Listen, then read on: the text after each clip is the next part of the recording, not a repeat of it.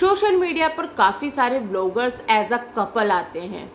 लोग आते हैं, लोग उन्हें देखते हैं, उनकी ज़िंदगी बिल्कुल एक फेरी टेल की तरह लगती है। ऐसा लगता है कि इनकी ज़िंदगी में कितनी खुशियां हैं। एक हैप्पी कपल, एक हैप्पी फैमिली, एक अच्छा ससुराल, एक अच्छे सास ससुर, माँ बाप की तरह रखने वाले सास ससुर, एक अच्छा पति जो बहुत ज़्यादा केयर करे, हमेशा पैम्पर करे, गिफ्ट दे, सरप्राइज़ दे, प्रैंक करे। ये होती है व्लॉगर्स की लाइफ। ऐसा लगता है देख के कि इनकी लाइफ कितनी अच्छी है, हमारी लाइफ झंड हुई पड़ी है। ये रियलिटी मैं बता रही हूँ। अगर हम एक नॉर्मल लाइफ जी रहे हैं, हमें ऐसा लगता है कि हमारी लाइफ में कुछ है ही नहीं। रियल लाइफ जो है वो व्लॉगर्स की है। ऐसे एक नहीं कई कपल्स आ चुके हैं जो कि व्लॉगिंग करते हैं। कुछ लोगों की लाइफ अच्छी चल रही है, लेकिन सोशल मीडिया ने कुछ लोगों की लाइफ इतनी ज़्यादा बर्बाद कर दी है, इन कपल्स की लाइफ इतनी ज़्यादा बर्बाद कर दी है कि अब वो अलग होने के लिए भी तैयार बैठे हुए हैं। अब पहले जो जैसे दैट ग्लैम कपल है, इनका सेपरेशन की न्यूज़ आई थी, आपको पता ही होगा। उसी के साथ में पारस और स्नेहा की भी सेपरेशन की न्यूज़ आई थी। दोनों की न्यूज़ लगभग एक साथ में आई थी। पारस और स्नेहा का काफ़ी बड़ा झगड़ा हुआ, बहुत सारी चीज़ों का खुलासा हुआ था सोशल मीडिया पर, और फाइनली दोनों अलग अलग हो गए और दोनों ने अलग अलग होकर अपने अपने यूट्यूब चैनल चला दिए और दोनों अपने अपने काम में लग गए। दूसरी तरफ आया द ग्लैम कपल। इनके कोई ज़्यादा चर्चे नहीं हुए, दोनों ने एक दूसरे के बारे में ज़्यादा बात नहीं की।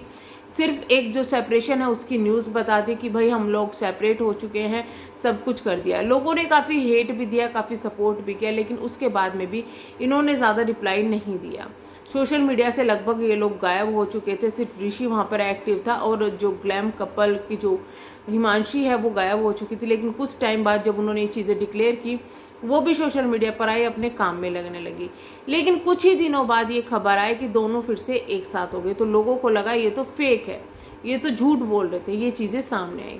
लेकिन उसके बाद में क्या हुआ, द ग्लैम कपल जो है सेपरेशन हुआ था, जिनके बीच में प्रॉब्लम थी, उन्होंने ये भी बताया था कि कुछ चीज़ें थी ऐसी पर्सनली की जो कि प्रॉब्लम थी।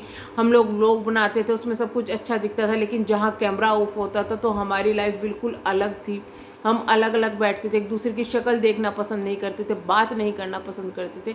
इस तरीके की चीज़ें उन्होंने बताई। यानी कि सिंपली उन्होंने कह दिया जो सोशल मीडिया पर दिख रहा था, जो कैमरे के सामने दिख रहा था, वो सब फेक था, सब हम फेक करते थे, और जो उसके पीछे होता था वो रियलिटी किसी को नहीं पता। वो चीज़ें अब इतनी ज़्यादा बढ़ गई थी कि हमारे ऊपर हावी हो गई थी, जिस वजह से हमने सेपरेशन कर लिया। उसके बाद इन्होंने जब ये लोग अलग हो गए, इनको शायद कुछ आभास हुआ या कुछ चीज़ें हुई, ये लोग फिर से एक साथ आ गए। लेकिन फिर से एक साथ आने के बाद में भी इन्होंने एक बहुत बड़ी गलती कर दी कि इन्होंने अपनी लाइफ को फिर से वही बनाना शुरू कर दिया जो कि इनकी लाइफ में पहले थी। यानी कि वही व्लॉगिंग करने का तरीका, वही एज अ हैप्पी कपल दिखाना, मेरी ये मेरी वो, मेरी सोना मोना डोना, उसके बाद सरप्राइज़ देना, ये सब चीज़ें फिर से होने लगी। यानी कि जो लाइफ इन्होंने पहले जी थी सेपरेशन से पहले, वही चीज़ें दोबारा से हुई।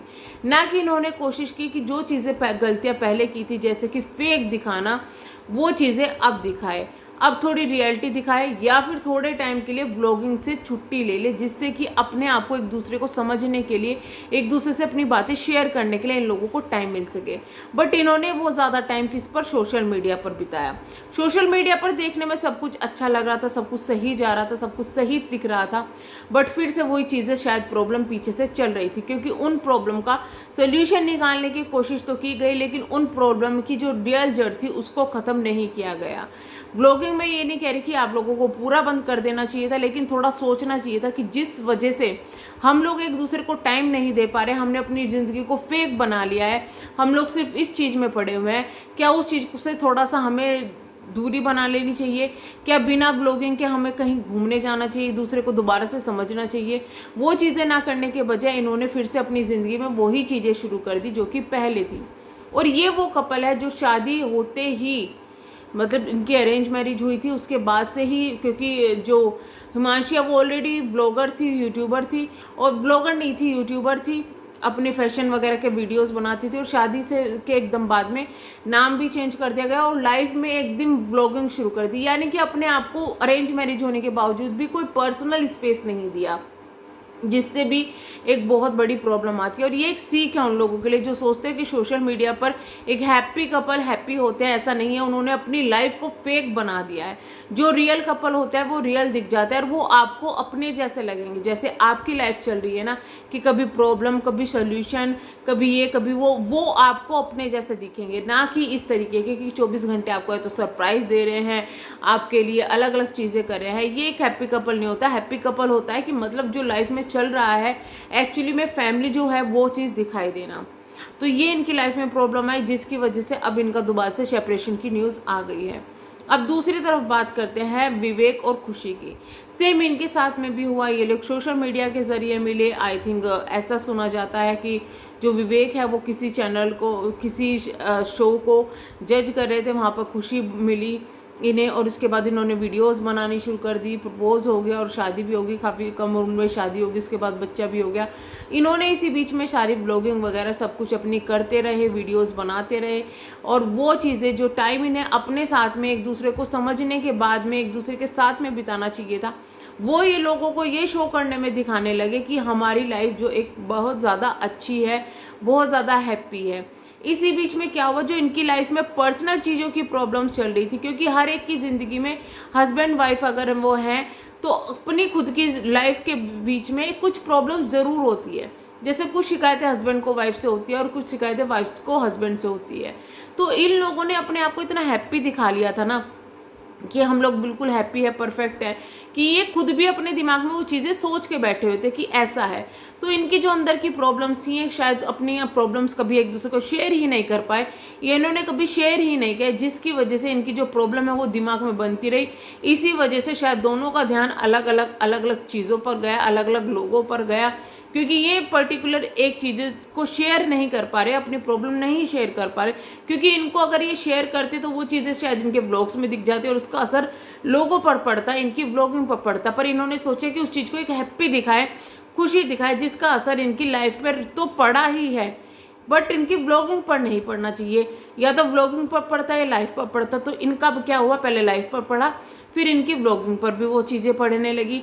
तो ये मेन रीज़न होता है कि जो हैप्पी कपल दिखाते हैं सोशल मीडिया पर, अपने आप को फेक दिखाते हैं, वो सिर्फ अपनी लाइफ को सामने हैप्पी दिखाने के लिए अपनी लाइफ की जो प्रॉब्लम होते हैं उनको आपस में डिस्कस ही नहीं कर पाते कि आपस में क्या प्रॉब्लम हो रही है, जिसकी वजह से आज के टाइम में जो हैप्पी कपल है यूट्यूब पर दिखने वाले या फिर कहीं भी दिखने वाले हैप्पी परफेक्ट कपल, ये इतने ज़्यादा सेपरेशन इसमें हो रही हैं।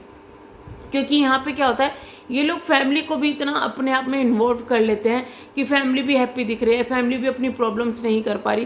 क्योंकि जब दो लोग में आपस में मिसअंडरस्टैंडिंग होती है, उस मिसअंडरस्टैंडिंग को दूर उनकी फैमिली करने का बहुत बड़ा काम करती है।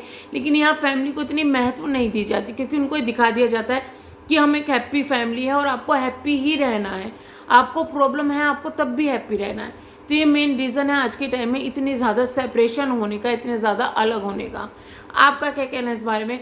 मेरी आवाज़ बैठ गई क्योंकि मैंने बहुत ज़्यादा पानी पी लिया था, आवाज़ बैठ गई, पता नहीं कितनी देर में सही होगी। तो चलिए हम करते हैं वीडियो को एंड मिलेंगे नेक्स्ट वीडियो में, तब तक के लिए बाय बाय। अगर आप चैनल पर नए हैं, चैनल को सब्सक्राइब, वीडियो को लाइक ज़रूर कीजिएगा। Thank you so much.